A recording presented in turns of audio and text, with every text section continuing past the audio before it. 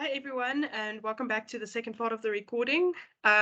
Before we wrap up with a few key learnings, I want to very quickly circle back to the definition of digital inclusivity.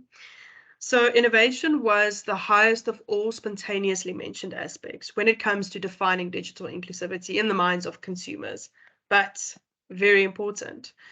What they also mentioned was that they need to see how innovation can make a difference in their lives. It needs to be real and relevant and relatable innovation, not something out of their reach.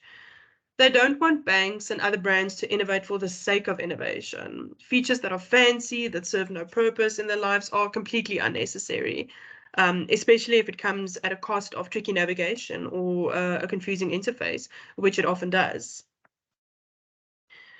So what action steps do we recommend for banks and other brands that are looking to innovate in this space?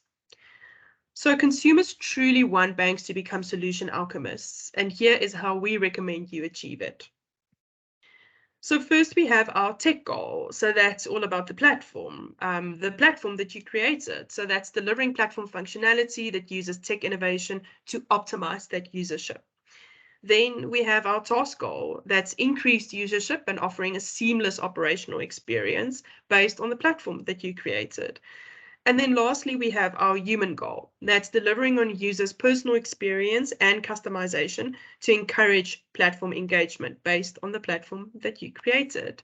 So innovation is where your tech and your task meet. It's where the technical side meets the task side that the human needs to action. Customization is where task and human meet.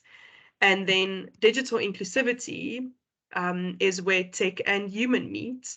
So below each of these, we've highlighted the key aspects that need to be taken into consideration to meet each of these goals. So if I had to point out a couple of obvious ones, I'm not going to go through all of them. From a platform perspective or a tech goal perspective, speed, security, new features, and the communication around these features are important.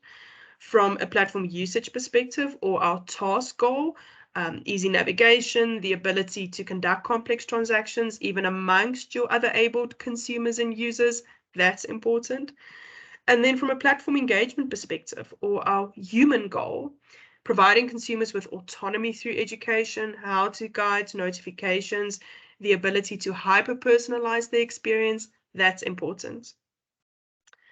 So what's the cherry on top? It's not necessarily a good one, but it's definitely a challenge we'd like to pose to all banks and other brands. Banks need to adapt to the new normal, and the new normal that we are referring to is not the post-COVID world, but it is the load-shedding normal that we are currently facing. And they need to adapt to keep their customers and consumers happy. And the bank that offers solutions to the new normal will be the hero of digital inclusivity, keeping all customers online no matter what the outside world dishes up. That's the new face of innovation, enabling all consumers to stay in control of their finances and connected always.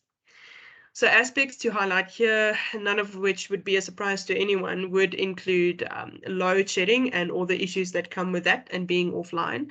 So while load shedding is out of a bank's scope, the frustration falls on banks when consumers cannot access banking during load shedding.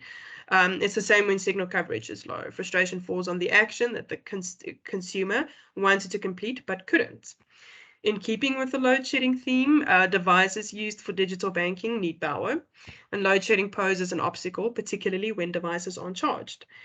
And then, as mentioned, signal coverage. Mobile signal coverage presents a massive barrier in more rural areas, but also during load shedding in other areas.